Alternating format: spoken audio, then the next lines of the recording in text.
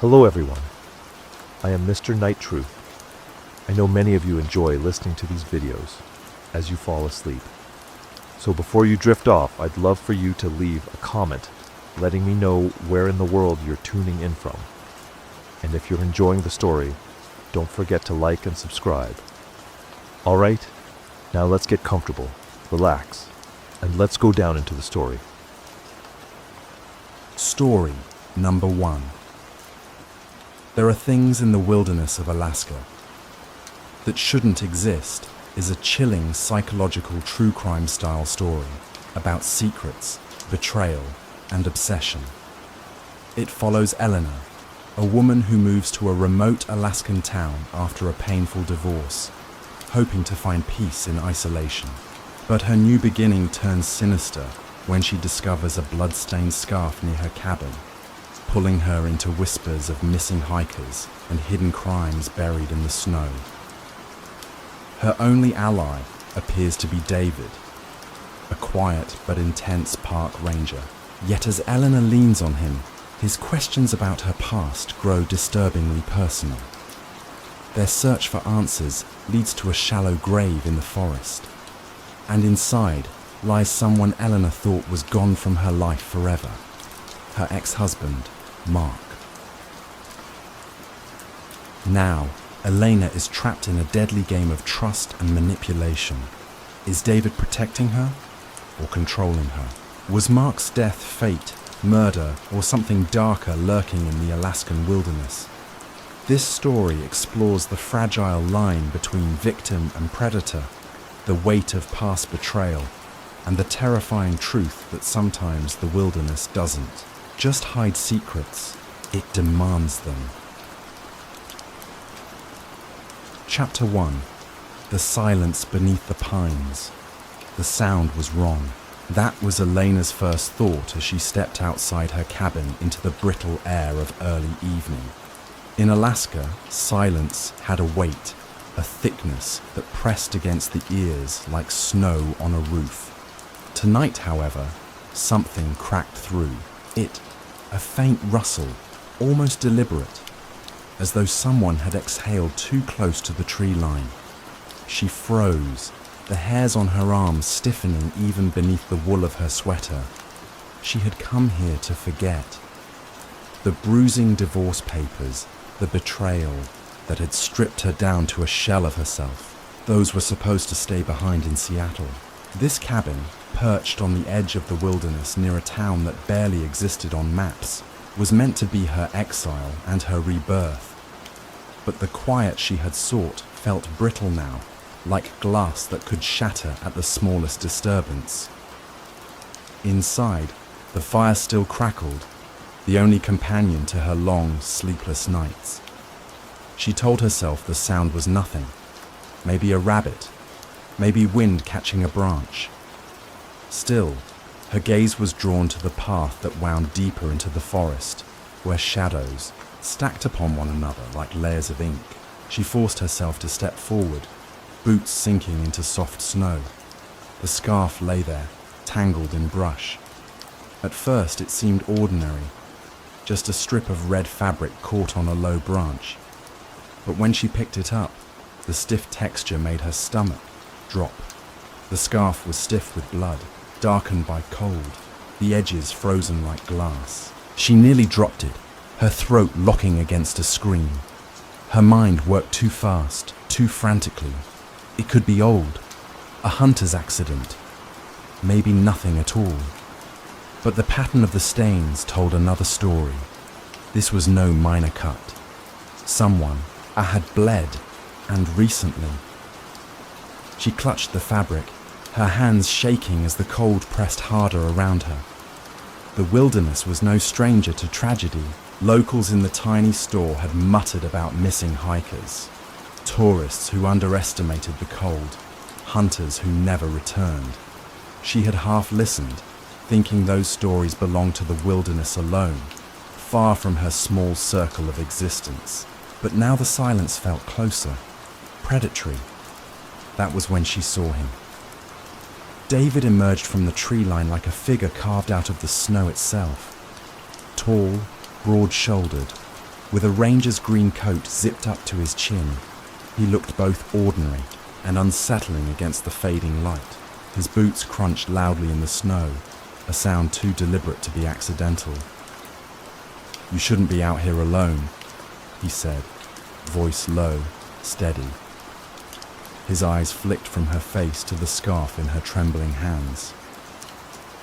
"Where did you find that?" Eleanor hesitated, clutching the scarf to her chest.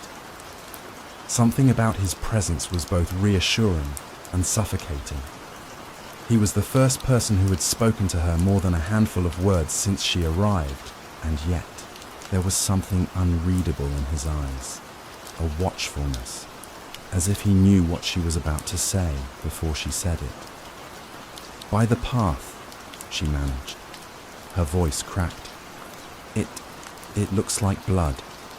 David stepped closer, his gaze fixed on the frozen stains. He didn't flinch. He didn't recoil. Instead, he studied it with the calm precision of someone who had seen worse. "You're right," he said finally. "This isn't from an animal." The words struck her harder than she expected. A thin veil of denial had been protecting her, but now it tore away. The scarf was evidence, and she was holding it. "What do we do?" she whispered. David's eyes lingered on her longer than the scarf. "You let me handle it. Don't tell anyone else. People around here, they talk too much. Rumors become wildfire, and the last thing you need is to feel unsafe in your own cabin." Her heart hammered. The last thing she needed? How could she feel safe now? She wanted to trust him. Something about his calmness, his steady voice, felt like an anchor. But there was also the unsettling realization that he hadn't looked surprised at all, as though he had been waiting for her to find something. The air thickened between them, filled with things unsaid. "I moved here because I wanted quiet," she said finally, the words slipping out before she could stop them. "I didn't come here for this." David's expression softened, but his voice remained measured. "The wilderness doesn't care what you came for. It has its own rules. And people," he paused, eyes narrowing as he looked toward the darkened forest. "People disappear out here for reasons that don't always make sense." The scarf felt heavier in her hands, as though it carried more than blood. Perhaps secrets, perhaps warnings. She wanted to throw it back into the snow, bury it where it couldn't follow her. But her fingers refused to let go. The wind shifted, whispering through the pines. The silence returned, thicker than before. David finally reached out and took the scarf from her, folding it carefully before tucking it into his coat. His touch lingered only slightly against her gloved hand, but enough to send a shiver that wasn't from the cold. "I'll look into it," he said. "Stay inside tonight. Lock your doors, and if you hear anything..." His eyes caught hers, steady and unreadable. "Don't go outside." She nodded, though every part of her screamed with questions. When she finally retreated into her cabin, closing the heavy wooden door behind her, she leaned against it and listened to the silence. "Press in." The fire popped in the hearth. Her breath came in shallow gasps. Outside, beneath the endless pines, she thought she heard the crunch of boots fading into the dark. But whether they belonged to David or someone else entirely, she could no longer tell to find peace in isolation. But her new beginning turns sinister when she discovers a blood-stained scarf near her cabin, pulling her into whispers of missing hikers and hidden crimes buried in the snow. Her only ally appears to be David, a quiet but intense park ranger. Yet as Eleanor leans on him, his questions about her past grow disturbingly personal. Their search for answers leads to a shallow grave in the forest, and inside lies someone Eleanor thought was gone from her life forever. her ex-husband, Mark. Now Eleanor is trapped in a deadly game of trust and manipulation. Is David protecting her or controlling her? Was Mark's death fate, murder, or something darker lurking in the Alaskan wilderness? This story explores the fragile line between victim and predator, the weight of past betrayal, and the terrifying truth that sometimes the wilderness doesn't just hide secrets, it demands them. Chapter 2. Shadows in the Snow. The knock came just before dawn. Elena startled awake, her body rigid, breath fogging in the frigid cabin air. For a second she thought it was a dream, until the sound came again, heavier, deliberate. She hesitated, every warning David had given echoing in her mind. Lock your doors, don't go outside, trust no sound in the night. Her hand trembled on the handle. "It's me," a voice called softly. "David." Relief and dread tangled inside her. She opened the door only a fraction. His figure loomed in the dim light, snow dusting his hair, his expression unreadable. He stepped inside without waiting for an invitation, brushing the frost from his gloves. "You didn't sleep," he observed, his tone carrying certainty rather than question. "Hard to, after yesterday," Eleanor replied. His eyes studied her, lingering too long. Then, almost casually, he asked, "Does it remind you of him, your ex-husband?" The question sliced through her. "What?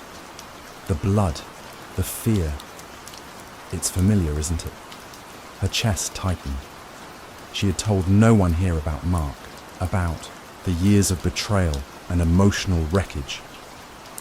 She had come to Alaska to bury all that in silence. Yet David spoke of it as if he had been there, watching. "You don't know what you're talking about," she said sharply, but his gaze didn't waver. "I know more than you think. Sometimes people run away from ghosts only to find them again." The words clung to her skin, cold and suffocating. She wanted to scream at him, to push him back into the snow, but fear held her still. He reached into his coat, pulling out the bloodied scarf. "I traced the trail," he said. "It leads deeper, into the woods. You should see it." Her instinct was to refuse, to stay inside, bury herself under blankets and wait for morning. But something gnawed at her, curiosity, dread, the need to know what the wilderness was trying to tell her. Against reason, she followed him into the snow. The forest swallowed them. The trees rose like black pillars against the pale light of morning, their silence oppressive. David walked ahead, his steps certain, as though he knew the path well. Eleanor's breath came out in ragged clouds, her heart racing with each crunch beneath her boots. "Why are you helping me?" she asked, her voice breaking the stillness. "Because you need someone who understands," he replied, without looking back. "And because you don't trust yourself anymore." His words stung with cruel accuracy. She hated how close he was to the truth, hated how easily he seemed to strip her bare. After nearly an hour, the path ended at a hollow where the snow had been disturbed. David knelt, brushing away layers of ice with gloved hands. The shape beneath was unmistakable, earth piled loosely, the edges uneven, as though someone had buried something in haste. Elena's stomach lurched. "Oh my God!" David's hands moved with steady precision until fabric emerged, denim darkened by frost. Then came a sleeve, a hand, fingers stiffened by the cold. Eleanor stumbled backward, choking on bile. "It can't be," she whispered. "It's not." But then the face surfaced, pale, half preserved by the frozen ground. The world tilted. Mark, her ex-husband, the man she thought she had escaped forever. She staggered, clutching a tree to keep from falling. Memories slammed into her. Mark's voice raised in anger, the way his eyes had turned cold when she discovered his betrayal, the night she walked out and swore never to look back. He wasn't supposed to be here. He wasn't supposed to exist in this wilderness. David rose, his expression unreadable. "So he followed you," he said quietly. "I wondered if he would."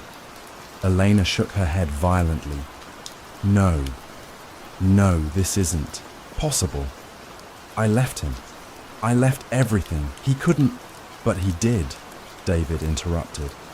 His voice hardened, pressing into her like a blade. "You thought you were free, but men like him never let go. Maybe he came here to drag you back. Maybe he already did, in ways you haven't realized." Her chest heaved. "Why are you saying this?" "Because you need to stop lying to yourself," he said, stepping closer. "You wanted him gone. You wanted him dead. And now, here he is, exactly as you wished." Elena's vision blurred, panic rising in her throat. No, I never." David's eyes flicked to the shallow grave. "Funny thing is, shallow dirt doesn't stay hidden forever. The wilderness always gives back what people try to bury. And now you have to ask yourself, was it him who followed you here? Or someone else who put him in the ground?" Her body trembled. For the first time, she noticed something else. Faint tracks in the snow leading away from the grave, half covered, but still visible. Not Mark's, someone else's. Her voice cracked. "You knew this was here, didn't you?" David didn't answer immediately. Instead, he studied her face, then said, "I know enough. Enough to understand you're not as innocent as you pretend." The accusation shattered something inside her.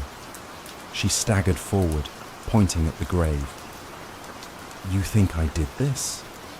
You think I came here to bury him in the snow?" His silence was worse than words. The forest seemed to close in, shadows stretching long across the clearing. Elena's pulse hammered so hard she thought it might burst. Her ex-husband's lifeless eyes seemed to stare through her, accusing, damning. For the first time since arriving in Alaska, she felt truly trapped. Not just by the wilderness, but by David's piercing gaze, by the grave at her feet, by the unbearable suspicion that she was part of something far darker than she. Understood, the scoff, the grave. David's questions. None of it felt like coincidence. Snow began to fall again, slow and heavy, erasing tracks, cloaking the scene in quiet white. And in that suffocating silence, Eleanor realized she no longer knew who to fear more. Her dead ex-husband, or the man standing beside her. Chapter 3. Things that shouldn't exist. Alina couldn't move. Snow fell heavier now, clinging to her lashes, settling on Mark's frozen face. The grave gaped like an open wound, demanding answers she didn't have. Her chest heaved as she stared at David, who stood so calm, so steady, as though this discovery had been inevitable. "You knew," she whispered. Her voice trembled. "You brought me here on purpose." David tilted his head, not denying it. "You needed to see. Pretending won't save you anymore." Her throat burned. "Why? Why would you?" He stepped closer, the scarf still tucked into his coat like an unspoken threat. "Because you have to understand, Eleanor. Out here, there's no such thing as coincidence. People disappear for reasons, and sometimes those reasons are buried inside us." The way he said it made her stomach turn. Was he accusing her or confessing? Her knees nearly buckled. She clutched the tree beside her, staring at Mark's stiff hand clawing through the snow. The man she once loved, the man who betrayed her, was here in the Alaskan wilderness, buried like refuse. The impossible truth gnawed at her. Had she been followed, hunted, or framed? "Did you kill him?" she asked, voice sharp, desperate. David's lips curved into something that wasn't quite a smile. "If I did, would you thank me?" The question slashed through her. He was testing her, pulling at something deep and broken inside. She hated herself for the flicker of relief she had felt when she first saw Mark's lifeless face. She hated David more for noticing. Her voice shook. "You're sick." "Maybe," he murmured. "Or maybe I'm the only one willing to do what has to be done." The silence between them thickened until she couldn't bear it.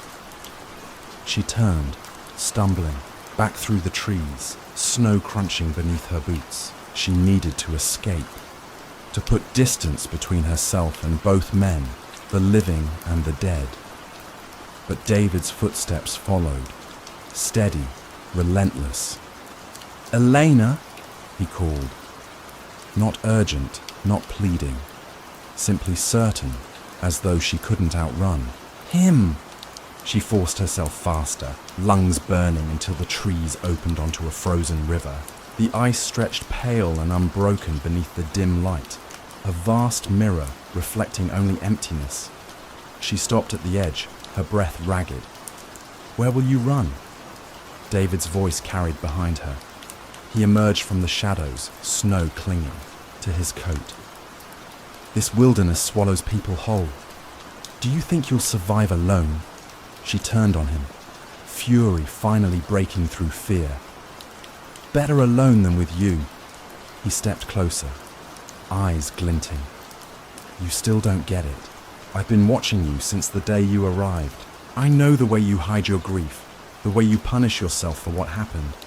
I know you came here to disappear, and I can make that happen for both of us." Her skin crawled. "You wanted me here?" "Yes." His voice dropped, low and certain. "Because you belong here, with me, with the truth." The wind rose, carrying flakes of snow that stung her face. She shook her head, heart pounding so loud it drowned the wilderness.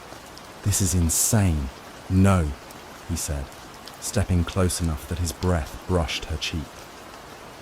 "What's insane is pretending the past doesn't rot inside you. You wanted him gone, Elena. Now he is, and all you have to do is accept it." Her mind reeled.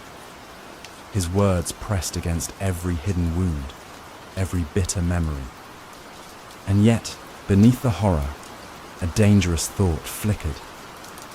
Wasn't this what she had dreamed of once? Freedom from Mark. Her knees wavered. For one terrifying heartbeat, she almost believed David. Then she saw the scarf peeking from his coat, red against the snow. She remembered the deliberate way he had led her to the grave, the calm in his voice when he named her secrets. He hadn't found her by accident. He had been waiting, watching. Her voice hardened. "You killed him." David's expression shifted, a shadow crossing his features. "Maybe, maybe not. But what matters is this. If you walk away now, you'll always wonder. The wilderness will keep whispering. The silence will eat you alive. Or..." His hand extended toward her, fingers steady. "You stay. You accept. We bury the rest together." The world narrowed to his hand, the snow and the frozen river stretching endless before her. Her pulse roared in her ears. She could feel Mark's ghost pressing behind her, David's obsession pressing ahead. Her choice carved itself in silence. Slowly she stepped forward, not into David's hand, but toward the edge of the river. Viki, ice cracked faintly beneath her boots, a warning. She stared at her reflection, fractured by thin lines in the frozen surface. Behind her, David's voice dropped into a whisper. Elena. She didn't turn. She didn't answer. The wilderness howled, carrying the sound of shifting ice, of secrets too heavy to stay buried. Whether she would step onto the river and vanish into the silence, or turn back and face the predator beside her, remained unspoken. But one truth lingered, sharp as the cold in her lungs. In Alaska, there are things that shouldn't exist: graves in shallow snow, men who never stop watching, and the terrifying possibility that some part of her belonged to both. Story number 2. A summer job, a lonely tower, and a forest that never sleeps. Elena thought working as a fire lookout would give her peace, a chance to escape her broken past. But instead of quiet, she found whispers in the night, a logbook filled with unfinished warnings, and a stranger who knew too much about her. What began as a simple summer job became a descent into paranoia, betrayal, and survival. Tonight, we follow Eleanor's story, a chilling reminder that sometimes the greatest danger isn't the wilderness outside, but the secrets waiting inside the people we think we can trust. Chapter 1. The tower above the pines. The silence was too perfect, and that's what unsettled her. Perched above the endless forest, Eleanor felt as if the world below had stopped breathing, leaving only her heartbeat echoing inside the wooden watchtower. She had come here for stillness. After a chaotic year at college, broken friendships, a relationship that had collapsed in betrayal, and grades that nearly derailed her future, the summer job had felt like salvation. Just her, a radio, a logbook, and the sea of pines. She thought the isolation would be clean, almost purifying, as though the wilderness could wash away memories she didn't want. But within hours of her first night, she realized solitude had a weight of its own, pressing down with invisible hands. Each morning began the same, climbing the narrow spiral steps, checking the air for smoke, noting down weather conditions. The routine was supposed to be grounding, but Eleanor often caught herself staring too long into the horizon. The trees rippled in the wind like an endless green tide, beautiful and suffocating all at once. One evening, as the sky shifted to copper, she noticed it, a faint flash far across the valley. At first, she thought it was lightning, but the air was still. Then it came again. One sharp flicker, then darkness. Her skin prickled. No roads were mapped in that direction, no campsites. She leaned over the railing, holding her breath, but the light did not return. That night, when the radio crackled, she jumped so violently her chair screeched across the wooden floor. "Tower 7, do you read?" The voice was distorted, male, and oddly clipped. She pressed the button. "This is Tower 7, copy." But the reply dissolved into static as though the words had been swallowed. She turned the knob, waiting, but nothing else came through. A storm in the wires, she told herself, though the sky outside was crystal clear. By midnight, she couldn't sleep. The bed creaked each time she shifted, the thin mattress smelling of damp wood and old cigarettes. Finally, she sat at the desk and opened the logbook. Her instructions were clear. Write down every observation, no matter how small. She traced the pages filled by her predecessor, notes of smoke sightings, weather updates, bird migrations. Then her hand froze. The last entry was dated 3 weeks earlier, and it wasn't signed. The writing slanted differently, rushed, almost frantic. "Don't trust." The sentence ended abruptly, as though the pen had been torn away. She stared at it, heart hammering. Every rational thought screamed it was a prank. maybe a ranger with a dark sense of humor. Yet the ink looked smudged, as if pressed in desperation. She closed the book quickly, but the words etched themselves into her mind. The following morning, sunlight poured through the glass windows, but instead of comfort, it only sharpened her unease. She poured black coffee into a tin mug and leaned against the railing, scanning the valley again. No flicker, no movement. Only the whisper of wind through the pines. Still, she spoke aloud just to hear her own voice. "You're overthinking. It's nothing." But solitude answered back, not with reassurance, but with its heavy silence. Later that afternoon, the radio snapped awake again. "This is base, checking on Tower 7. "All good up there?" Elena grabbed the receiver with relief. "Yes, this is Tower 7. All fine here. Just quiet." "You'll get used to it," the voice said, warm but casual. "Write everything down, even the quiet. That's the job." She almost asked about the unfinished log entry, but something inside her hesitated. Instead, she murmured, "Copy that. Tower 7 out." When the line died, the silence deepened again, thick as the pine-scented air. That night, the tower seemed to breathe. Wooden beams creaked in the wind. Shadows crawled across the floor as the lanterns sputtered. She sat on her cot, hugging her knees, unable to shake the sense that someone had been in this room before her, recently. Her gaze slid toward the logbook. She pulled it closer, running her fingers over the rough paper. There was something almost intimate about holding another person's thoughts, knowing they had sat in the same chair, stared out at the same forest. Whose voice had written, "Don't trust," and more importantly, don't trust who? A sound made her snap her head up. Outside, far below the tower, the underbrush rustled, not the wind, not an animal. It was slow, deliberate. Elena froze, blood thrumming in her ears. She pressed her face to the window, peering into the dark. Nothing moved, yet the hairs on her arms rose. The forest was vast, but she suddenly felt as though the trees were eyes watching.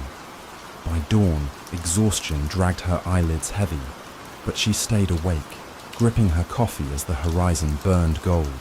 She forced herself to write in the logbook, her hand trembling slightly.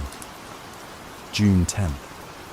Clear skies, no smoke, no fire.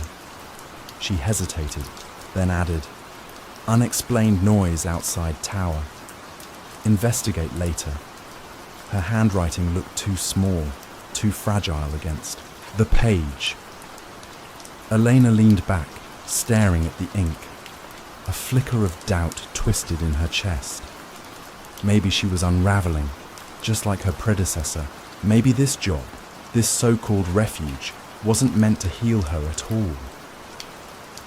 Far across the valley, as the sun climbed higher, a brief flash of light shimmered again. Then it vanished, and for the first time, Elena wondered if she was truly alone, in the tower above the pines. Chapter 2. The knock at midnight. The footsteps came first. Long before the knock, Eleanor had been drifting in and out of sleep, the kind of restless half-dream where every creak of the tower sounded like a whisper. But when the boards outside groaned under weight that wasn't hers, she knew she was awake. She didn't move. At first, her body stiffened, eyes open wide in the dark. The lantern on the desk had burned out hours ago, leaving the room bathed in faint moonlight that slipped between the windows. She held her breath, listening. The sound came again, soft, deliberate, circling the base of the tower. Her mind scrambled for reason. A deer, a bear, even the wind. but instinct clawed louder.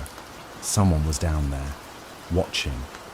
Her heart pounded until the silence returned. Eventually, she sat up and whispered, "You're imagining it." But she didn't sleep again.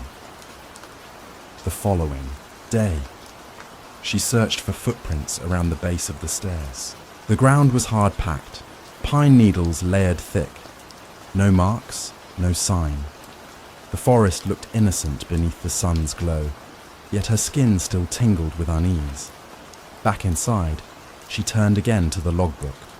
That unfinished scrawl, "Don't trust," haunted her. On impulse, she called through the radio. "This is Tower 7. Question about records. Who was posted here before me?" Static buzzed. Then a male voice answered, clipped and flat. "Previous lookout resigned. Personal reasons. Nothing to worry about," she pressed. "Did they leave a note? Something feels..." The channel cut, replaced with dead air. She shook the receiver, frustration rising. The line hadn't gone dead by accident. By late afternoon, when the crunch of tires carried faintly, through the trees, she nearly ran to the railing. A ranger's truck pulled into the clearing. Relief hit her chest hard and fast, though it faltered when she saw the driver, tall, broad-shouldered, with a cap shading his eyes. He moved with the calm confidence of someone who knew the forest belonged to him. He introduced himself with an easy smile. "Caleb, ranger assigned to this district." Elena tried to match his calm, though her nerves buzzed. "I didn't expect visitors. Is everything all right?" Routine check.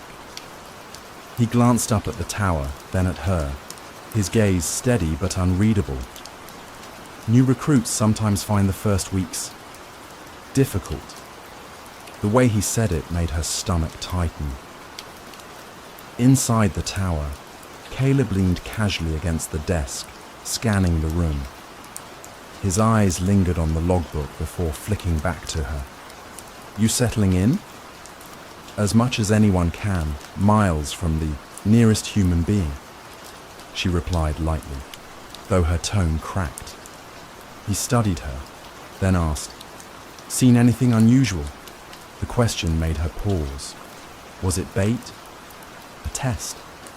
She forced her voice calm. "Nothing worth noting, just quiet." His smile returned, faint and knowing, as though he'd caught her in a lie. For the rest of the evening, she couldn't shake his presence. The way his eyes had lingered on the unfinished entry, the evasive tilt of his answers. She spoke aloud in the empty room, as though voicing it might dispel the thought. He knew. He knows what happened here. But speaking it didn't ease her chest. It only deepened the gnawing suspicion that Caleb wasn't telling her everything. Night descended fast, swallowing the tower in shadow.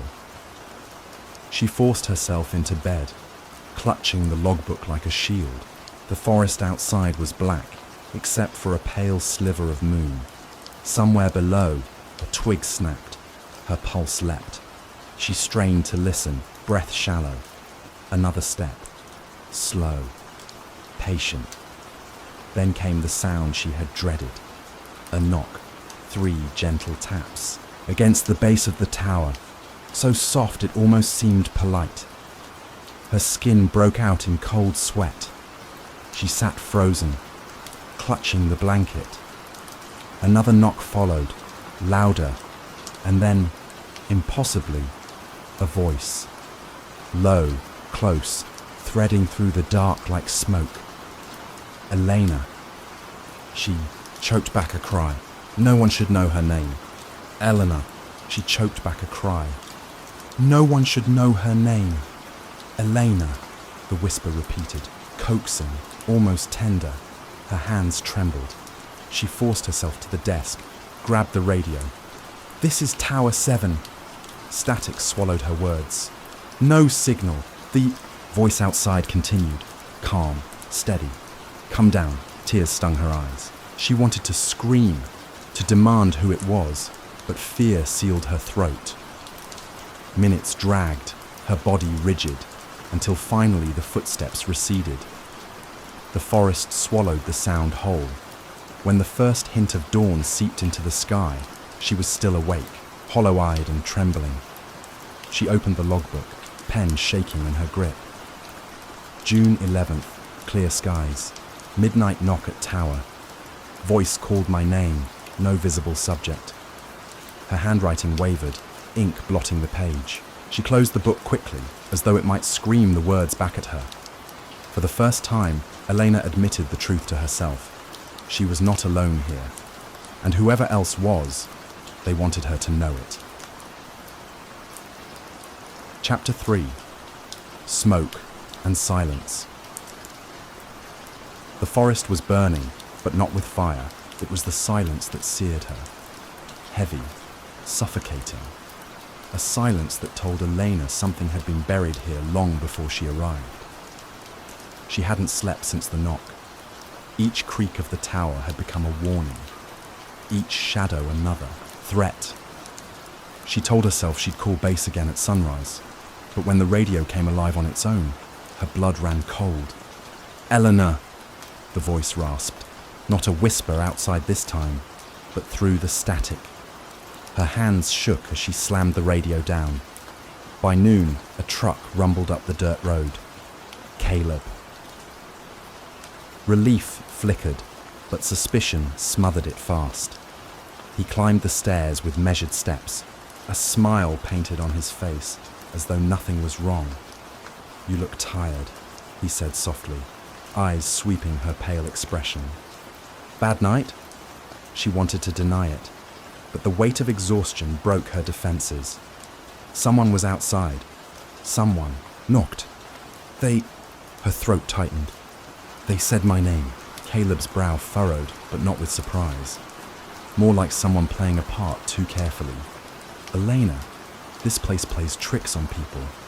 Loneliness can sound like voices. You need to trust me." She stepped back.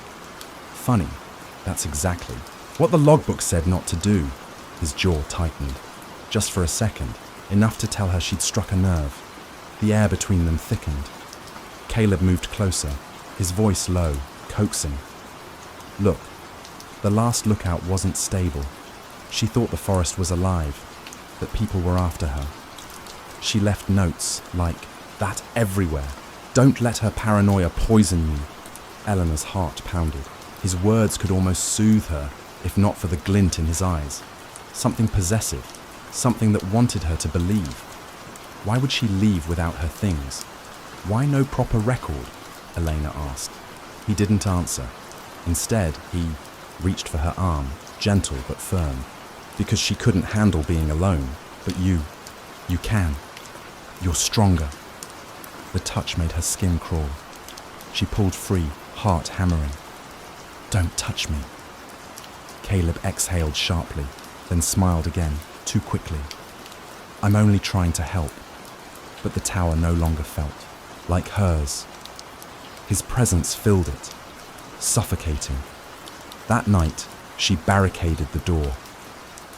She sat awake, staring at the windows, the forest outside a black ocean. When the knock came again, it was softer than before, but followed by another sound, a laugh. Low, broken, unmistakably human. Her chest clenched. She whispered, "Who are you?" Though she knew she'd get no answer. The laugh faded. Silence reclaimed the night. She pressed her back to the wall, gripping the logbook like a lifeline. On its final blank page, she wrote, "If I don't make it out, it was him." At dawn, smoke curled faintly over the ridge, a small fire, real this time. Elena should have reported it, but fear kept her frozen. Caleb arrived minutes later, eyes sharp, voice calm. "You didn't call it in. Why not?" Her silence gave her away. He stepped closer, too close, his voice soft and venomous. "You read her notes, didn't you? You think you know what happened?" Eleanor's breath caught. "What did you do to her?" For the first time, Caleb didn't smile. His face hardened, shadowed. She didn't listen. She wanted to leave. And people who leave talk. Talking ruins, everything. Her stomach turned. He was confessing without saying the words. She glanced toward the railing, the endless drop below. Trapped. Caleb followed her gaze. Don't even think about it. You'd never survive out here without me. Something in her snapped, fear twisting into fury. I'd rather try than end up like her. His hand shot out, gripping her wrist, but adrenaline surged. She swung, the radio at his head. The crack echoed, sending him stumbling. She didn't wait. She bolted down the stairs, the forest swallowing her whole. Branches tore at her skin as she ran, lungs burning, mind screaming only one word: escape. Behind her, footsteps pounded. Caleb giving chase. Elena! His voice cut through the trees, furious now. You can't run from this. But she ran anyway, deeper into the smoke from the growing fire, until the heat stung her eyes and her body trembled with exhaustion. At last, she collapsed near a stream, gasping, every muscle screaming. She listened. Only the crackle of flames, no footsteps, for now. Hours later, when rescue crews swept the ridge for the fire, they found her, shaken, covered in scratches, clutching the logbook. She tried to tell them about the knock, the voice, Caleb. But when they searched for him, there was no trace. His truck gone, his name missing from the ranger registry, like he had never existed at all. Back in town, Eleanor sat alone in a motel room, staring at the logbook on the bed. The last page bore her desperate scrawl. She should have felt safe, freed. But outside the window, the night pressed close, and somewhere, in the silence between breaths, she swore she heard her name.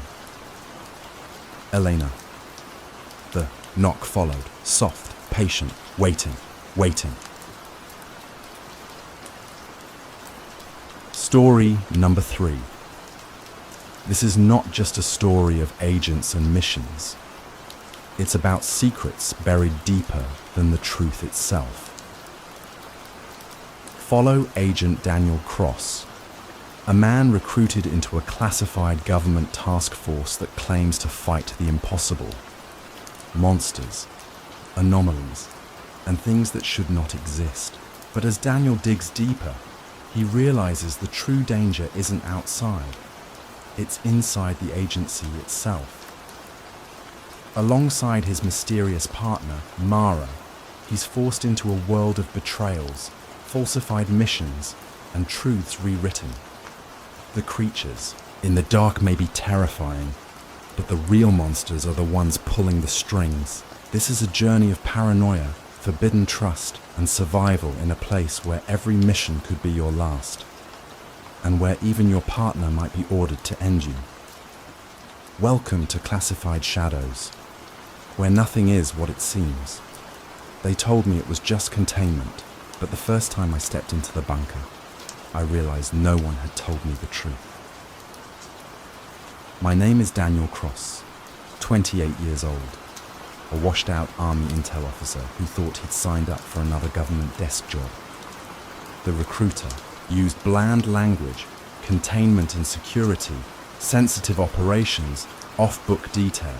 I was desperate enough not to ask questions. A paycheck, a chance to start over after burning every bridge I'd built. But this wasn't an office. This was a graveyard. The entrance to the facility was buried under a hillside of rotting pine. The rusted steel doors hissed as they opened, stale air spilling out like a crypt, breathing for the first time in decades. Inside stretched a labyrinth of concrete corridors, lined with flickering lights and the hum of unseen machinery. My escort, a silent man in a black uniform, handed me a folder with no insignia. Task Force 9, containment, no mission details, just a set of rules typed on yellowing paper. Rule 1. Do not ask about prior incidents. Rule 2. Do not enter restricted halls without clearance. Rule 3. Trust only the partner assigned to you. The weight of those words didn't register until later. The first person I met inside was Mara Vance. She looked too young to be seasoned, but there was something in her eyes, a tired sharpness, like someone who had already survived too much. She extended a hand but didn't smile. New blood? I nodded. Daniel Cross, just assigned. She studied me, head tilted slightly. They always bring in fresh ones this time of year. Her tone carried something I couldn't name. Pity, maybe, or warning. We walked the main hall together, our boots echoing. The bunker smelled of oil, damp concrete, and dust. Every door was marked with peeling paint, numbers stenciled in black. Some were welded shut. I asked, trying to sound casual. So, what exactly are we containing? She glanced at me, expression unreadable. You'll find out, if you last. Her words hit like ice water. I wanted to laugh it off, but the way she said it, flat, certain, rooted the fear deeper than I expected. Our quarters were small, steel rooms stacked along a narrow corridor. At night, the silence pressed against me. Only the hum of ventilation kept me tethered to reality. That first night, I couldn't sleep. I walked the halls, counting doors. At the end of one corridor, a door stood ajar, light spilling out. Inside was an archive room, rows of cabinets, shelves heavy with files, reels of tape, photographs pinned to corkboards. Dust clung to everything. I knew I shouldn't step in, but curiosity gnawed at me. The first file I pulled was dated 1983. Subject: Incident at Glacier Bay. Reported casualties: 17. Notes: Entity never confirmed terminated. Entity. The next file: Rural disappearance, Montana, 1997. Witness accounts described a figure made of smoke and voices in the tree line. Official record closed as wildfire casualty. My pulse quickened. These weren't criminals or terrorists. These were things that weren't supposed to exist. Behind me, a voice broke the silence. "You're not supposed to be in here." I turned. Mara stood in the doorway, arms crossed. "I couldn't sleep," I muttered. Wanted to understand what this place really is. Her eyes narrowed. Understanding gets people killed. Curiosity even faster. I set the file down carefully. "So, it's true. This isn't about national security. It's..." She cut me off. "Stop. You don't get to say it out loud yet. Not until you see it." Her words weren't anger. They were fear disguised as control. The following days blurred into routine. Drills, equipment checks, endless hours in the operations room, staring at blank monitors. I started to think maybe the agency was running an elaborate bluff. No monsters, just paranoia, until the third night. I woke to a sound I couldn't place. Not the ventilation, not the hum of lights. Something softer, a shuffle of movement in the hall. I slid out of bed, heart pounding. The corridor outside my door was dim, only one light buzzing at the far end. The sound came again, deliberate, dragging, like someone walking barefoot on concrete. "Mara," I whispered. No answer. I followed, step by step, until I reached the junction near the archive. The door that was always closed now hung open, darkness inside, thick and unmoving. I should have gone back. But something in me, stubbornness, stupidity, pulled me forward. Inside, the air felt colder, metallic. I scanned the rows of shelves, empty, silent, yet I felt it. The undeniable sensation of being watched. Then a file slipped from the shelf on its own. It hit the floor with a heavy slap. My breath caught. I bent slowly, hand trembling as I picked it up. The folder bore no label, just a red stamp, unresolved. From behind me, Mara's voice sliced the silence. I told you, curiosity kills. I spun around, nearly dropping the file. She stood in the doorway, her face half-shadowed. For a second, I thought her eyes glistened with something more than anger. Grief. Why keep me in the dark? I demanded. She stepped closer, voice low. Because knowing won't save you. Surviving might.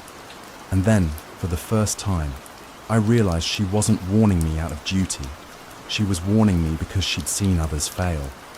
The bunker wasn't empty, and I wasn't safe. The first scream came from the trees. It wasn't human, not quite, but it carried something disturbingly familiar, like a child's voice swallowed and twisted into something feral. My pulse slammed against my throat as I tightened the grip on my rifle. Mara raised a hand, signaling me to stop moving. Her face was unreadable, eyes cutting into the black wall of forest ahead. We had been briefed for hours inside the bunker. The target was classified, designation redacted, suspected to be responsible for livestock mutilations and the disappearance of 3 locals. But hearing the sound in the flesh made the dossier feel like a cruel joke. This wasn't something a man could prepare for by reading a file. We crept further into the woods. The air smelled wrong, coppery, like rust and wet earth. My boots, crunched over leaves slick with dew, each step swallowed by the silence that followed the scream. Then I saw it. Dark stains spattered across the undergrowth. I crouched down and touched my glove to the soil. Blood, still warm. Mara's voice was low, urgent. Don't trail it directly. It wants you to. I looked at her, confusion pulling at me. How do you know that? She didn't answer. The blood led us deeper, winding between pines like breadcrumbs dropped in a nightmare. The canopy blocked the moonlight, forcing us to rely on dim red beams from our headlamps. Every so often I thought I saw shapes moving between the trees, but whenever I focused, there was nothing, just the oppressive weight of the forest pressing in from all sides. We reached a small clearing where the stench grew unbearable. A deer carcass lay sprawled open, its body shredded in a way no animal should be capable of. The ribcage looked pried apart, almost surgical. Flies buzzed furiously over the torn flesh. Mara crouched by the corpse, examining the wounds. Too clean, too deliberate. Meaning what? I asked. She stood, brushing blood off her gloves. Meaning this wasn't the creature, or at least, not just it. A chill slipped down my spine. The way she said it made me feel like we weren't just hunting.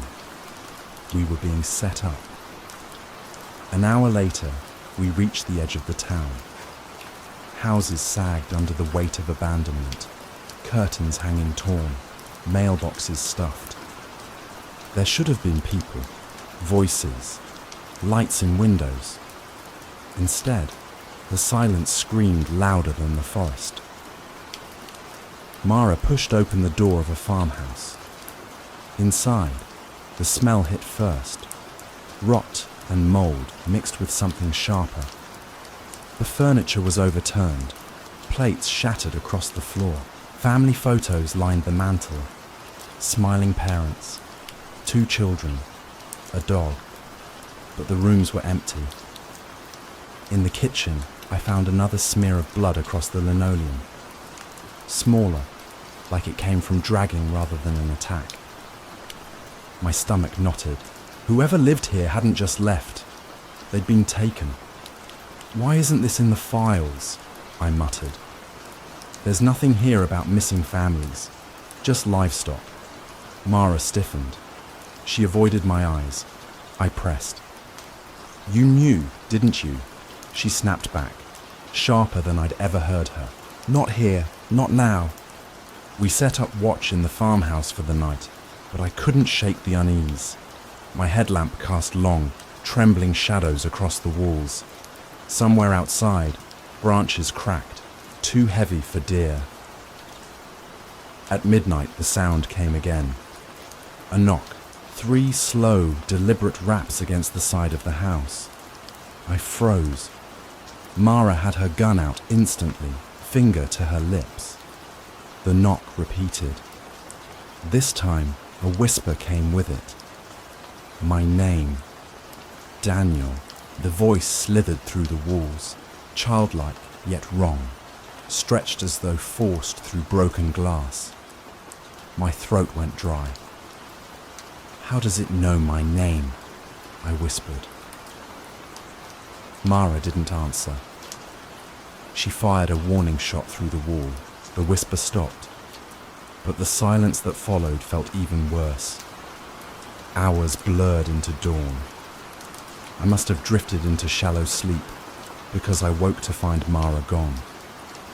My chest seized with panic. I grabbed my rifle and stumbled outside, the forest, painted grey by early light. I followed faint footprints into the woods, deeper and deeper, until the trees parted around a creek. There, I saw her, crouched over something half submerged in the water. It wasn't an animal this time. It was a body. A man in his 40s, his face pale and bloated, chest ripped open in the same surgical way as the deer. His wallet lay nearby, driver's license soaked through. He wasn't in our files. Mara's shoulders trembled as she looked down at him. I saw something break across her face, something raw and human she usually kept buried. You knew him, I said quietly. She flinched but didn't look up. He worked for us. Years ago. The weight of her words hit me like a hammer. One of ours, and you didn't tell me. Her voice cracked, almost breaking. I couldn't. You wouldn't have come. The air between us thickened, filled with betrayal and something else. Something forbidden I couldn't let myself acknowledge. Her eyes glistened, but her jaw set hard. You're not telling me everything, I said. Her silence confirmed. That night, the woods closed in around us again. We tried to set up camp near the creek, but neither of us slept. Every rustle became a threat, every gust of wind a whisper. At some point, I realized Mara was watching me. Not the trees, not the shadows, but me.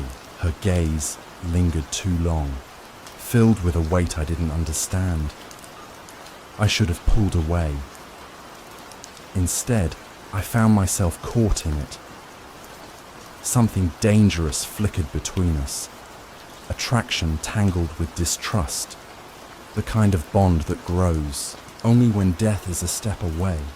Before either of us spoke, the scream came again. Closer this time.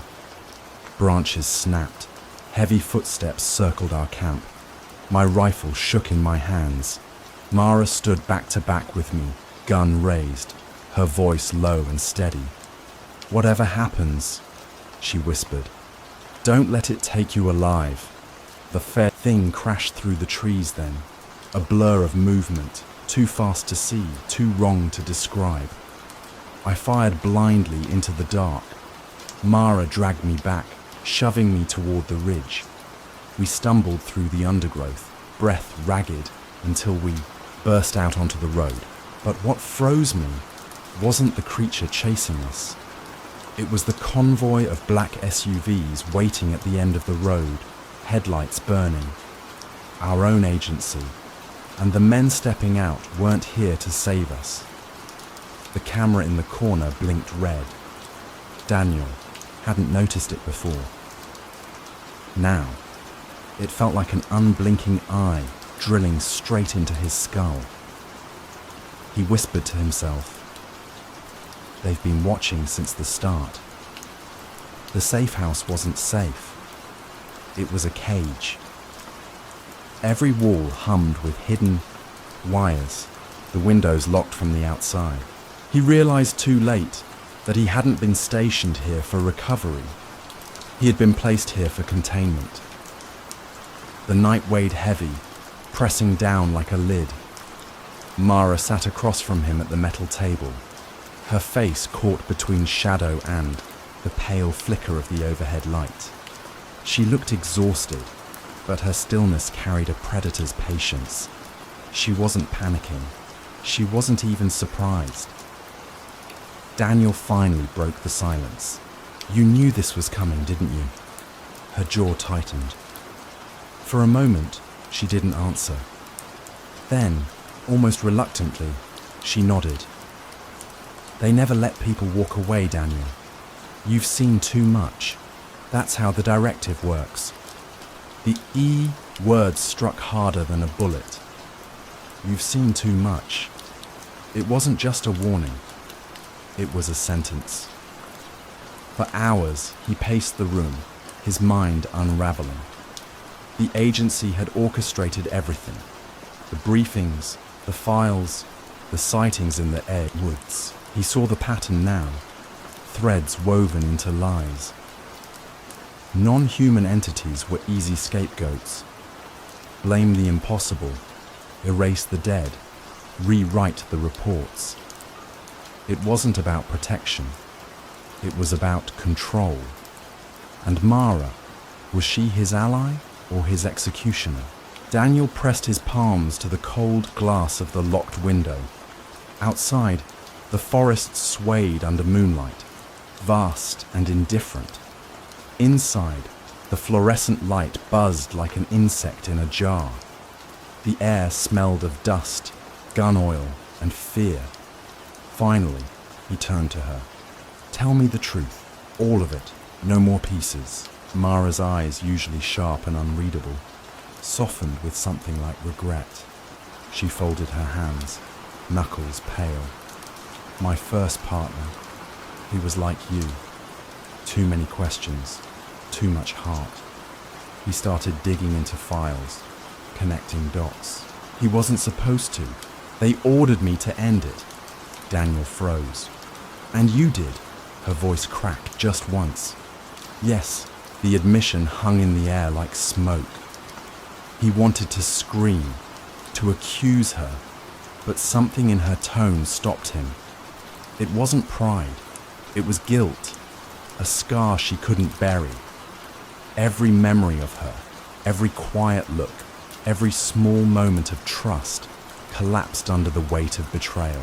And yet, beneath the fury, something else stirred. The undeniable pull of her honesty finally bared. She wasn't lying now. She was confessing, and that made her dangerous to the very people listening through the walls. Suddenly, the radio crackled to life on the table. A cold mechanical voice bled through. Agent Cross, protocol requires closure. You know what must be done. Daniel's stomach dropped. They weren't speaking to Mara. They were speaking to him. They want me to kill. Her Mara met his eyes, calm but defiant. They're testing you. They did the same to me. The silence stretched into a blade between them. His hand drifted toward the holster at his hip. The gun felt heavier than it ever had, a black mirror of his own choices. Mara didn't flinch. She leaned back in the chair, eyes never leaving his, like she'd already accepted the outcome. He whispered, almost to himself, if I pull this trigger, I'm theirs. If I don't, I'm dead. Mara tilted her head. Not just you. Both of us. Daniel's mind fractured into possibilities. Every door led to ruin. Kill her, and he became the monster they wanted. Spare her, and they'd erase him. There was no justice here, only directives. Ghost protocol. Erase the records. Erase the witness. The words Mara had spoken earlier replayed in his skull. They never let people walk away. For the first time, she reached across the table. Her hand hovered, trembling just slightly, as though touching him might seal both their fates. "I don't want you to end like him," she whispered. "But you need to choose." His heart pounded. He thought of the blood in the woods, of the villagers who had vanished, of the reports marked classified. What if the creature never existed? What if every hunt was a fabrication, a theatre of shadows to keep operatives obedient until disposal? The thought shattered him. The real monsters weren't outside. They were above, giving orders in polished rooms. The radio hissed again, the voice colder, sharper. "Closure required. Now." The camera's red light blinked faster. Daniel's gun was in his hand before he knew it, aimed squarely at Mara. Her chest rose and fell, steady, waiting. He screamed, not at her, but at the walls, at the voice, at the unseen men behind the wires. "You want closure? Come do it yourself!" The light bulb overhead flickered. The radio went dead, and the safe house fell into suffocating silence. For a long time, neither of them moved. Daniel's gun hand shook, but he didn't fire. Mara's eyes glistened in the dim light, not with fear, but something more fragile, relief. In that moment, Daniel understood the final truth. He wasn't meant to survive this mission. He was the scapegoat, the ghost they would erase. And as the silence pressed in, one unbearable thought consumed him. What if the thing in the woods was never real? What if the only monsters were the ones who made us believe? Story number 4. I was stationed at a military base in Alaska. We found something terrifying is a chilling tale of secrets buried in ice and the cost of uncovering them. The story follows Private Lucas Hale, a disgraced young soldier sent to one of the most isolated military outposts in Alaska after a scandal nearly destroyed his career.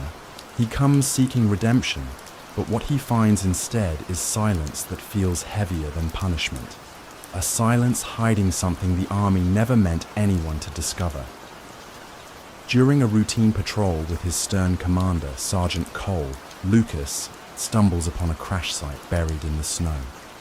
Inside lies evidence of something horrifying, something the military has spent years covering up. As storms close in and paranoia takes hold, Lucas realizes he's caught in a web of betrayal, secrecy, and manipulation. Trust becomes impossible, and survival depends on one question. Is the greatest danger the wilderness itself, or the men sworn to protect its secrets? This is a story of isolation, forbidden truths, and the high cost of silence in a land where the snow never forgets. Chapter 1. The snow never forgets.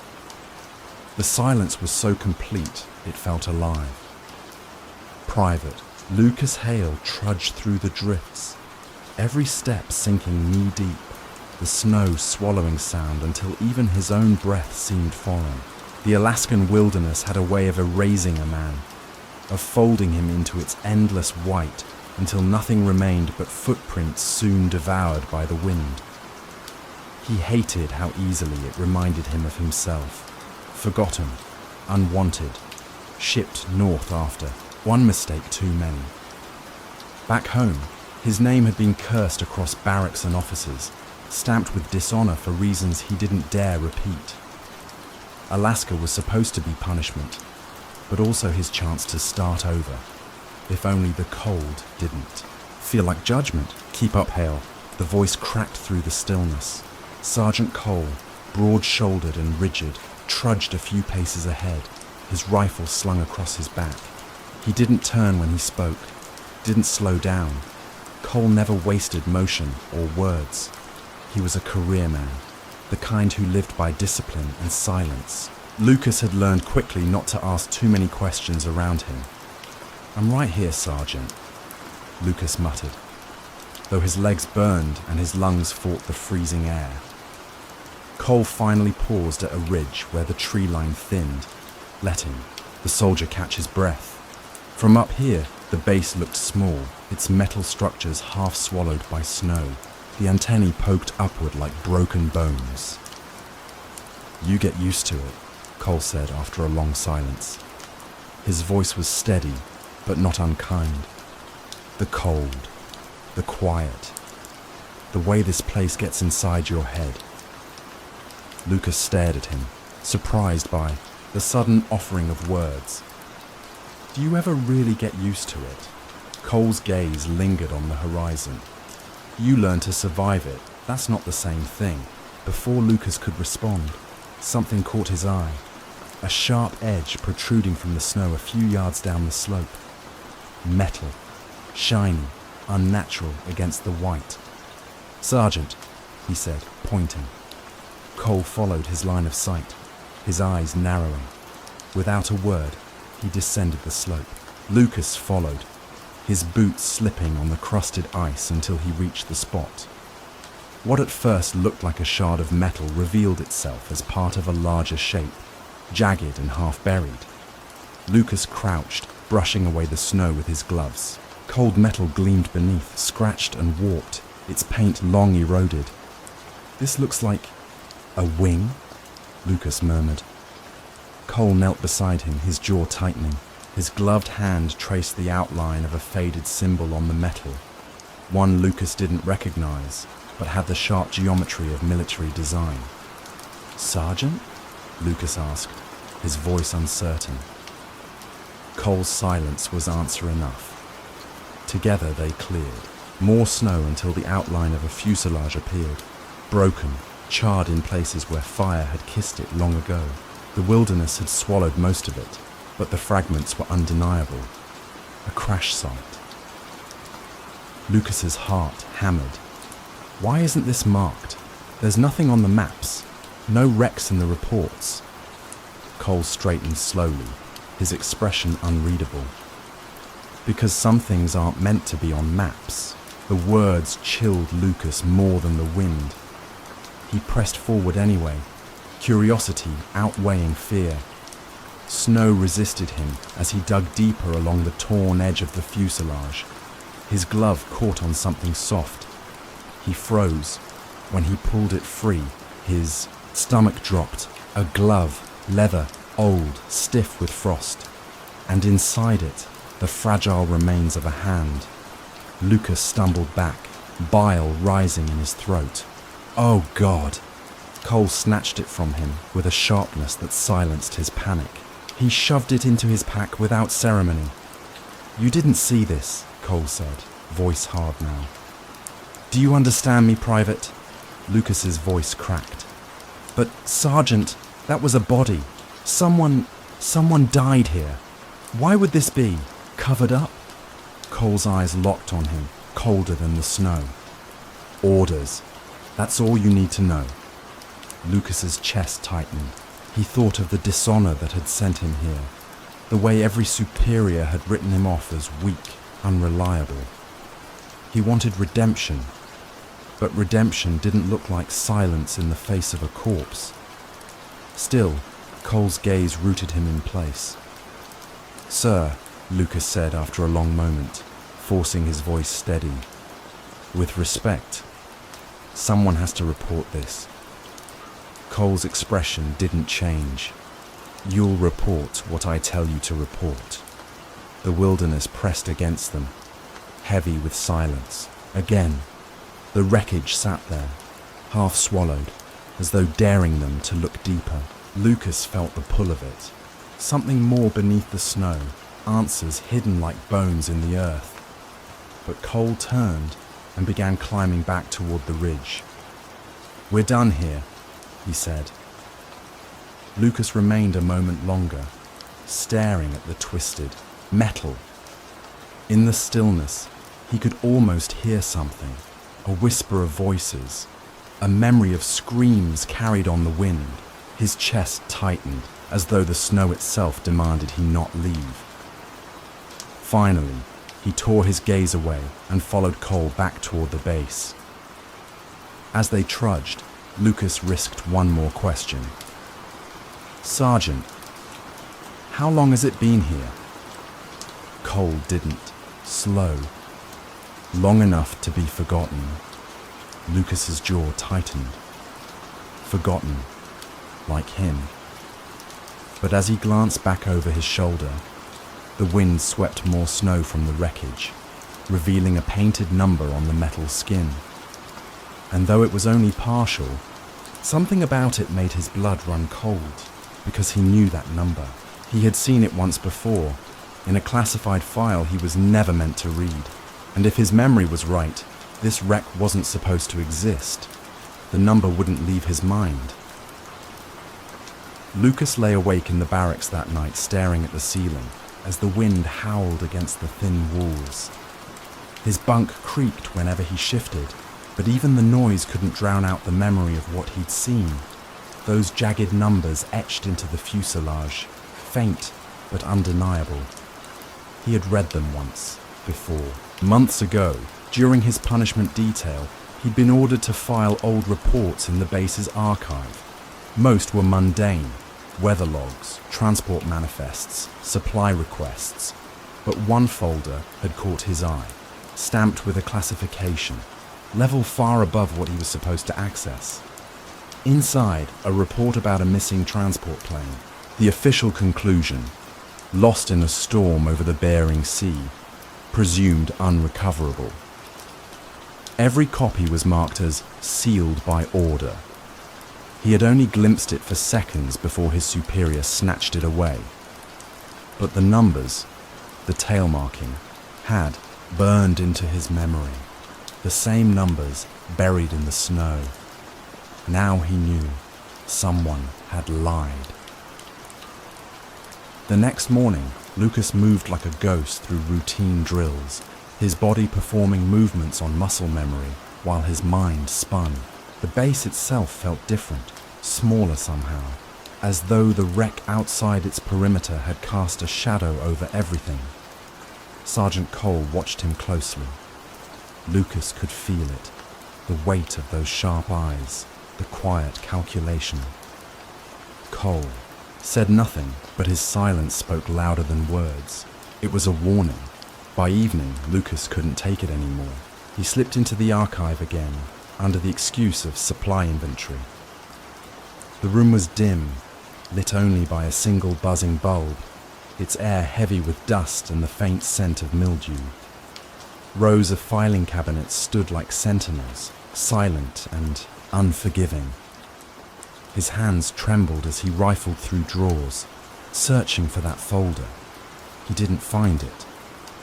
What he found instead made his chest tighten. A notebook. Thin, bound in leather, wedged between forgotten binders. It was old, water-stained, but inside, the handwriting was still legible. The first page bore a name, one he didn't recognize, followed by entries written in a shaky hand. March 3rd, weather worsening. Command refuses to ground us. Says the cargo is priority. Doesn't feel right. Lucas flipped pages, his pulse quickening. The writer described a transport mission gone wrong, a storm that tore the plane apart. But the details shifted, growing stranger. March 5th. We weren't supposed to look inside, but when the hatch cracked, God forgive us, I can't forget what I saw. It wasn't equipment, it wasn't supplies. The sentence ended in a jagged line, the ink smeared. The next page was missing, torn clean. Lucas's throat tightened. His mind raced with questions, fear tangling with curiosity. Whatever had been on that plane, it wasn't just cargo, and someone had gone to great lengths to make sure no one ever knew. He nearly jumped when the door creaked behind him. "Working late, Private." Cole stood in the doorway, his silhouette filling the frame. His tone was casual, but the way his eyes flicked to the notebook in Lucas's hands told another story. Lucas shoved it behind his back. "Just checking the logs, sir." Cole stepped inside, boots heavy against the floor. "Logs," he repeated softly. "Careful. Some records aren't meant for everyone's eyes." Lucas's chest tightened. "With respect, Sergeant, what we found out there, it was real. And if there are records, if there's proof, don't we have a duty to report it?" Cole's expression hardened. For a long moment, the only sound was the hum of the bulb overhead. Then he stepped closer, lowering his voice. "Duty," he said, almost a whisper. "Your duty is to follow orders, to protect this base, to protect what's buried. Do you think the people who sent you here care about your conscience, Hale? Do you think they'll thank you for asking questions?" Lucas swallowed. "Then what do we do? Pretend we didn't see it?" Cole's jaw clenched, but his eyes flickered with something Lucas couldn't name. Regret? Guilt? Or was it calculation? "You want redemption," Cole said finally. "I know why you're here. Alaska is where they send broken men, but broken men don't get fixed by digging into graves." He turned to leave, pausing at the door. "Burn the notebook, Hale. Forget what you saw. That's an order." The door shut behind him with finality. Lucas sat frozen in the silence. His hands shook around the notebook. He knew what he should do. Follow orders, stay quiet, keep his head down. That was survival. But another part of him, the part that had glimpsed the skeletal hand in the snow, the smeared words in the journal, knew he couldn't bury this. Not again. That night, while the base slept, he hid the notebook beneath the floorboards of his bunk. The wood creaked under his weight, swallowing the secret whole. Still, sleep didn't come. Every time he closed his eyes, he saw flashes. Snow, swallowing metal, a hand reaching out from a glove, words written in panic before a page was ripped away. And always, Cole's voice echoed in his mind. Burn it. Forget. But the snow never forgot, and neither could he. Days passed. The wreck stayed buried, but its presence gnawed at Lucas. Cole carried on as if nothing had happened, drilling the men, issuing orders, maintaining the rigid rhythm of base life. But Lucas saw the way his eyes lingered on him, sharp and unblinking. One evening, Lucas overheard whispers in the mess hall. 2 soldiers speaking low, unaware he was near. Heard Cole was stationed here years ago. Before us. Yeah? So what? So maybe this isn't the first time he's seen things he's not talking about. The words sank into Lucas's chest like ice. If Cole had been here before, if he had known about the wreck for years, then his silence wasn't just obedience, it was complicity. That night, Lucas returned to the archive. He searched for anything about Cole's past, his assignments, his record. He found scraps, dates, transfers, redactions, and in one forgotten folder, a single photograph. Cole, younger, standing in front of the same ridgeline where the wreck lay buried. Snow all around him, and behind him, just barely visible, the jagged tip of metal protruding from the ground. The wreck hadn't been discovered yesterday. Cole had known all along. Lucas's blood ran cold. He stared at the photo, the notebook's words echoing in his mind. It wasn't equipment. It wasn't supplies.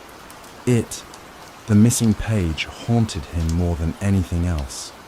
What had been inside that plane? And why had Sergeant Cole, of all people, chosen to bury the truth. The storm hit just before midnight. Snow hammered the base in thick, blinding sheets, wind shrieking through every crack in the barracks. Lucas lay awake, the notebook clutched to his chest beneath the blankets. Sleep was impossible. The storm outside felt like it was battering against his skull, demanding he face what he'd unearthed. The missing page haunted him. That torn line, cut mid-sentence, was a wound that wouldn't close. It wasn't equipment. It wasn't supplies. What could have been so terrible that someone ripped it away? A sudden knock at the door jolted him upright. "Private Hale," Cole's voice called, muffled but commanding. "Get dressed. We've got work." The snowstorm had buried half the base in drifts. Cole led Lucas through the whiteout toward the perimeter, their flashlights slicing narrow tunnels through the dark. The cold bit at Lucas's face, every breath sharp and ragged. They stopped at the ridge, the same ridge where they'd found the wreck, but tonight the storm had torn away more snow, exposing what lay hidden beneath. Lucas's heart lurched. The fuselage gaped open, skeletal ribs of metal jutting into the storm. Snow whipped inside, revealing glimpses of what had been trapped for decades, and there, half buried in ice, was a shape that froze him where he stood. Not human. Long limbs, a torso bent at angles no body should bend, and a skull, elongated, fractured, hollow. The storm howled through its cavity, making it sound like the thing was breathing. Lucas stumbled back. My God! Cole's face was stone. His flashlight beam never wavered. Now you understand. Lucas shook his head violently. This isn't real. It can't be. It's real. Cole's voice was iron. That transport wasn't carrying supplies. It was carrying that. Whatever it is, whatever command thought they could contain. The storm took it down, but the wreck stayed buried. And that's how it was supposed to stay. Lucas stared at him, chest heaving.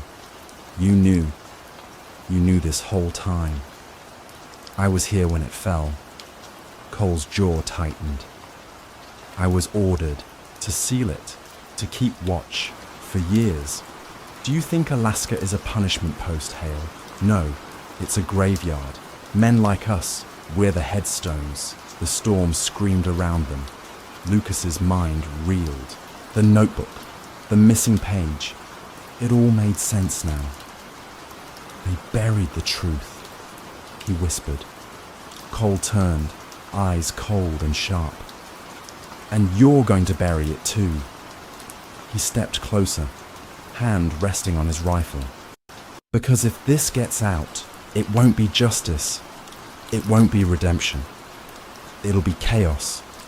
You'll be erased before you ever tell a soul. Lucas's breath caught. Snow lashed his face, but the real chill came from Cole's words. This is bigger than you, Cole said softly. Bigger than both of us. For a moment, neither moved. The storm pressed against them, relentless.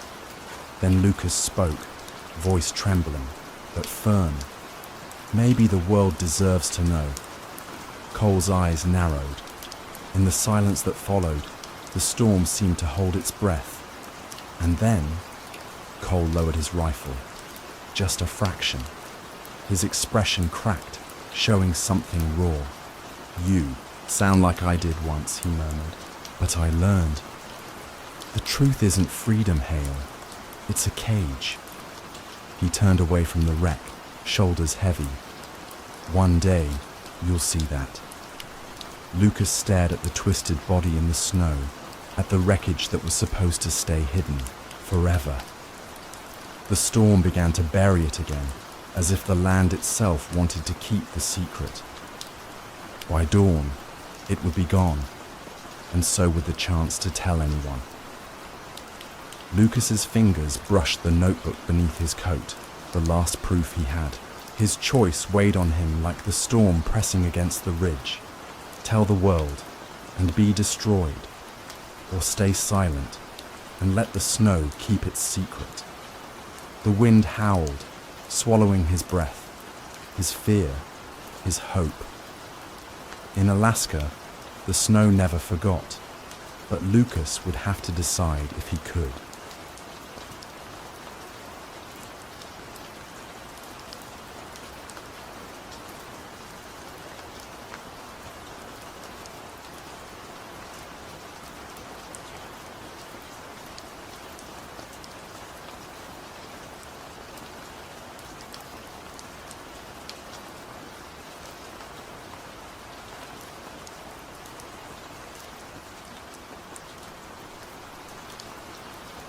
Story number 5.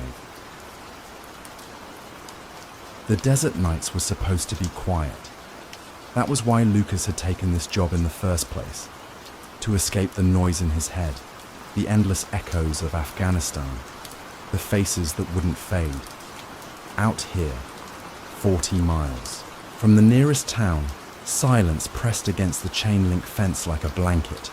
But silence at a military warehouse was not comforting. It was suffocating. Briggs, his supervisor, had said little when he dropped Lucas off. The man was built like stone, jaw locked, eyes flat, a body carved from the kind of discipline that never loosened.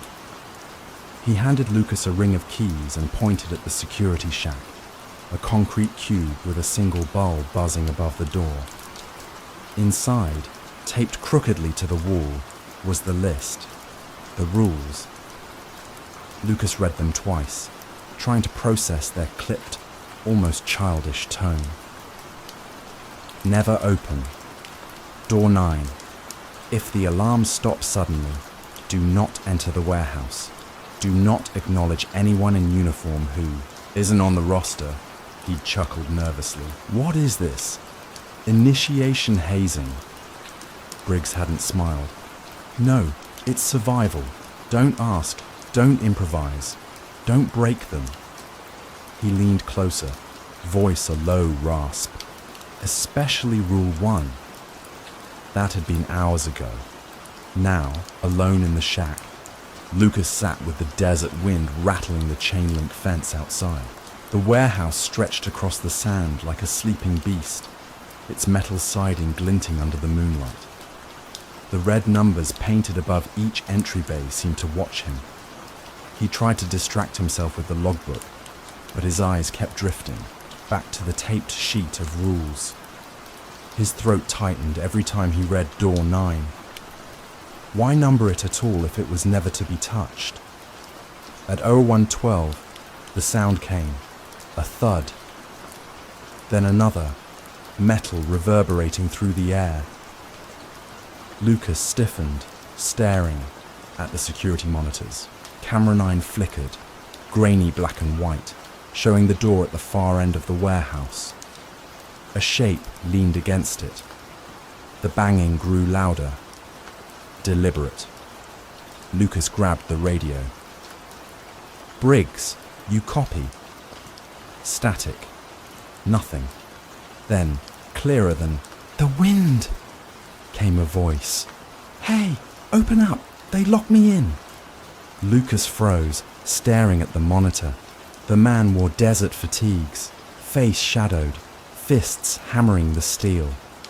His voice cracked with desperation.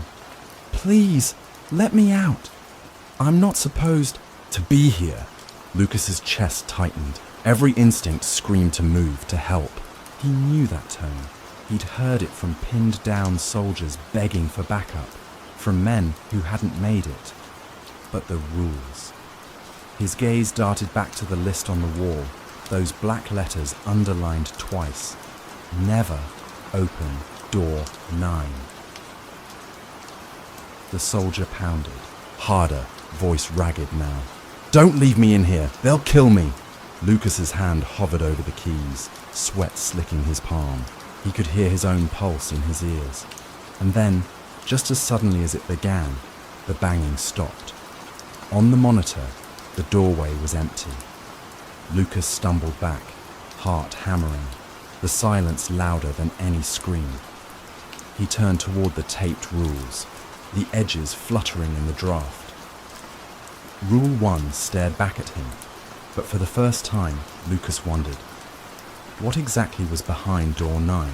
Lucas barely slept after the pounding stopped. The monitors stayed quiet, but his nerves didn't. Every creak of the shack, every whisper of desert wind felt alive, like the rules themselves were breathing down his neck. When Briggs returned at dawn, Lucas didn't mention the soldier. He wanted to, but Briggs's face was unreadable stone, and something inside told him to hold back.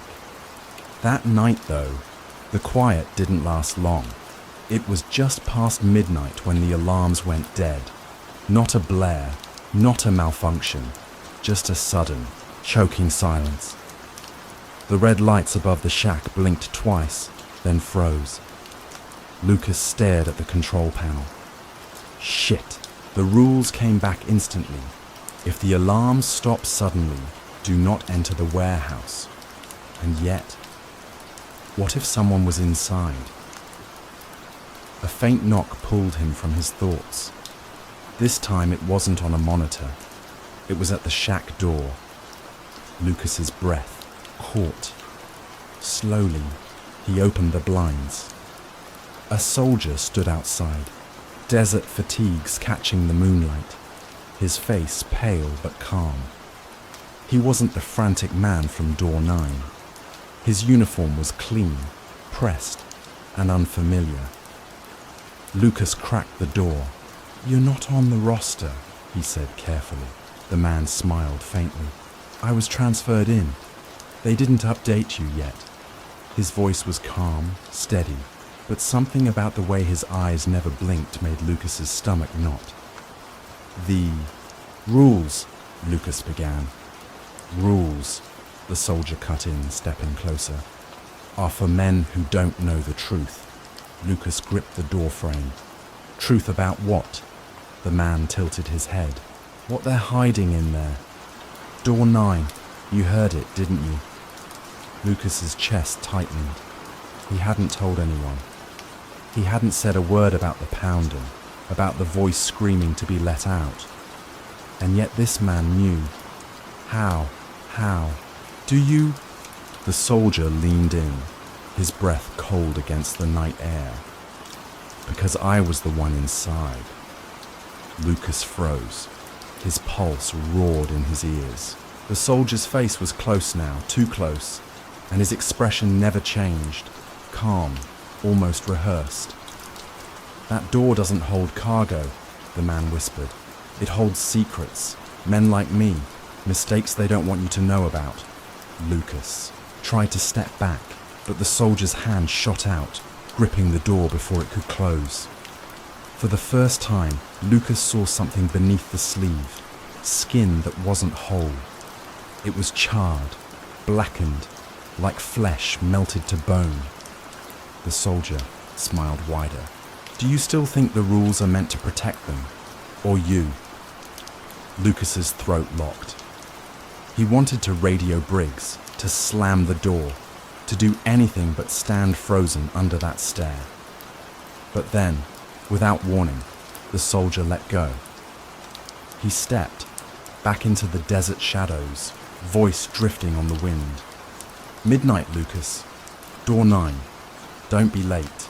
The alarms suddenly roared back to life, red lights pulsing as if nothing had happened. Lucas staggered back into the shack, his mind unraveling. The rules weren't just orders, they were warnings. And now he knew. Something behind door 9 was waiting for him. By the third night, Lucas couldn't shake the words. Midnight, door 9. He told himself he wouldn't go.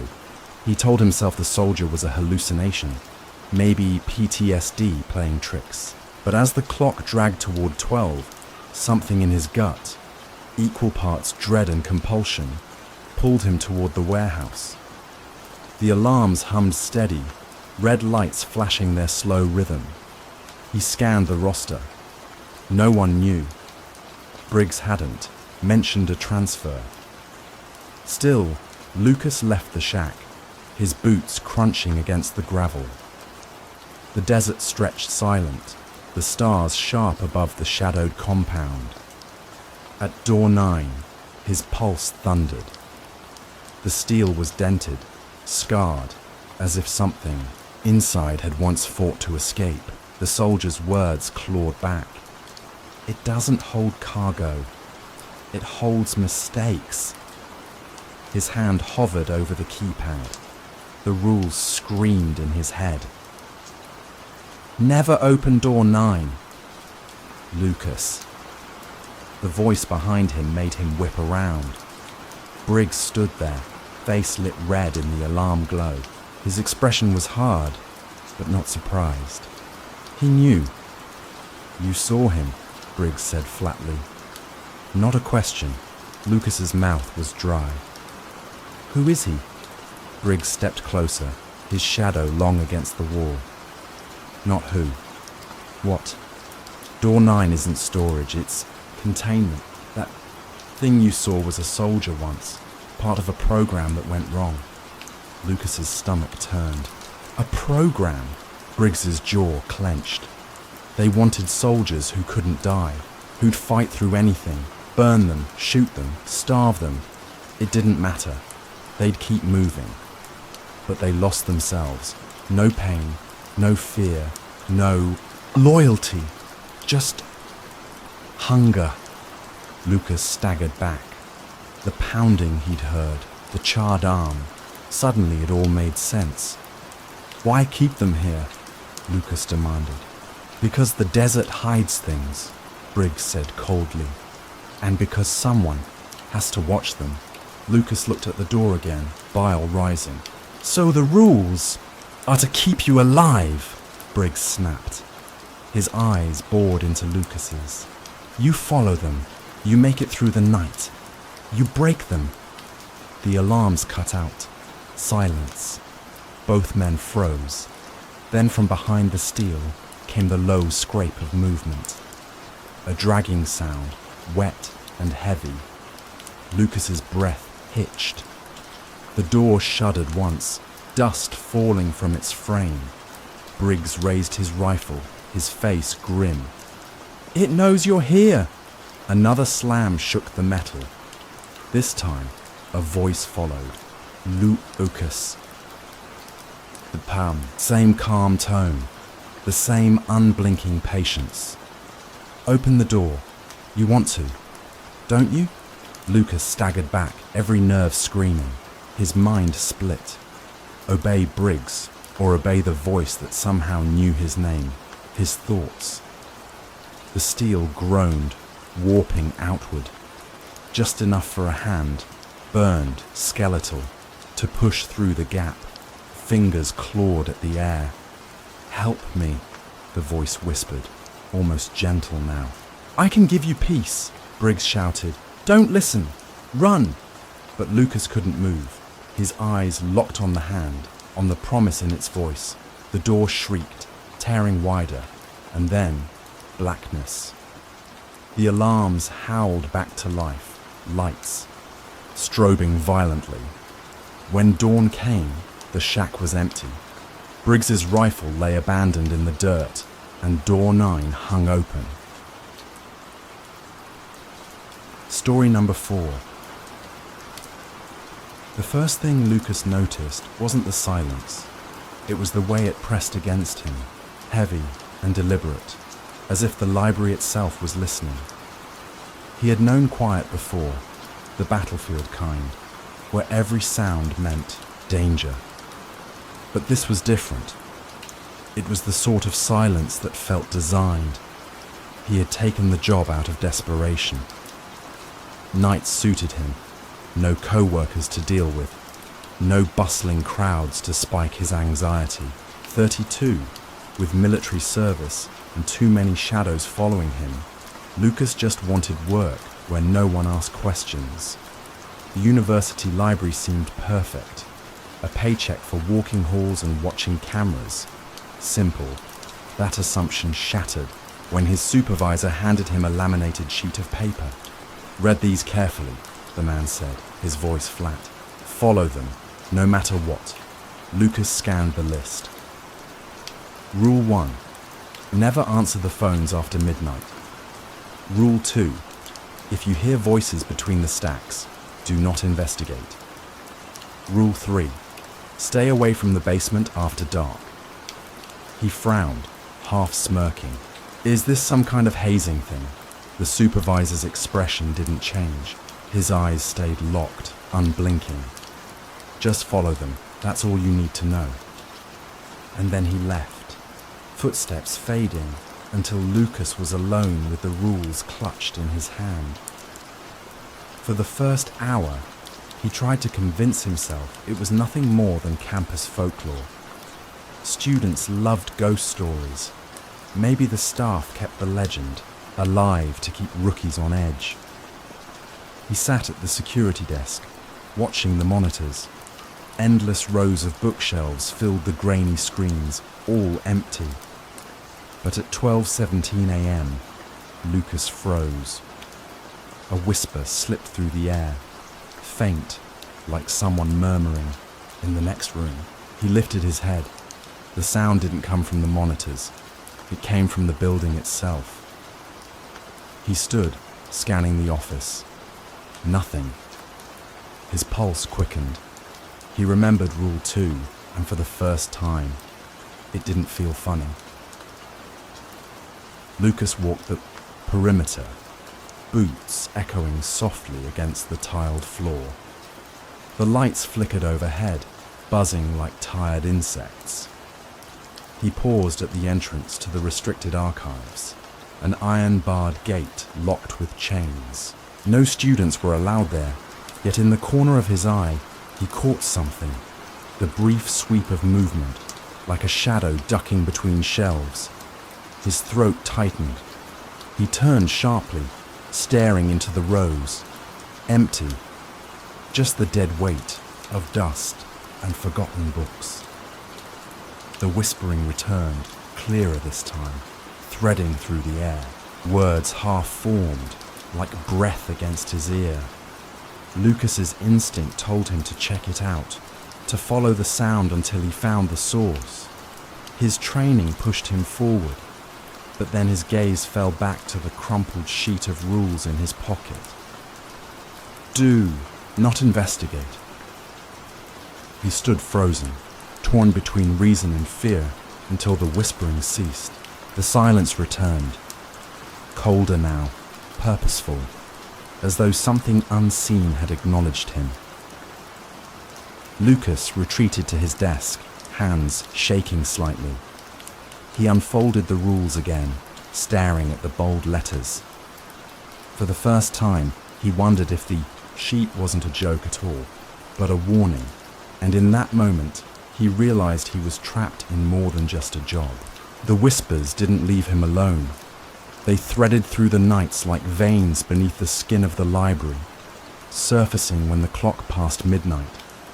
By the third shift, Lucas had stopped pretending they weren't real. He could hear them as clearly as he heard his own breath. He sat hunched over the monitors, every screen showing endless corridors, the same sterile shelves and empty aisles. Yet the voices seemed to crawl between the images, weaving in and out of the static hum. Lucas opened the bottom drawer of the security desk, searching for distraction, maybe even a misplaced radio. Instead, his hand touched something stiff and warm. He pulled out a leather-bound journal, its corners frayed, the surface marked by faint water stains. The first page carried a name, David H. Security, 1997. Lucas frowned. He'd never heard of a David on staff. The entries began harmlessly. Enough. Notes about patrols, late-night student incidents. But within a few pages, the tone shifted. June 4th. Heard the voices again. Female, crying. Checked the stacks. Empty. They told me not to look. I think I made a mistake. Lucas's skin prickled. He flipped ahead. July 19th. The girl is back. Dark. Hair. Pale face. Doesn't belong here. She was on camera in the basement, but when I went down, no one was there. The director knows more than he's telling. Lucas slammed the journal shut, chest tightening. He forced himself to check the monitors. His eyes swept each frame until he froze. There, on camera, 12. A figure stood at the end of a long hall, hair draped forward, posture wrong, too still. Lucas blinked, leaning closer. The frame flickered. The figure was gone. He whispered aloud, "Jesus Christ." "Problem, officer." Lucas flinched. The library director stood in the doorway, suit perfectly pressed, his presence as sudden as the figure on the screen. Lucas slid the journal halfway beneath a stack of reports, trying to mask his unease. Just noise on the cameras. Thought I saw something. The director stepped closer, eyes cold. "What did I tell you about the rules?" Lucas hesitated. "You're telling me not to answer phones, not to check noises. And now I'm seeing people that aren't there. What am I supposed to do? Just sit here?" The man's jaw tightened.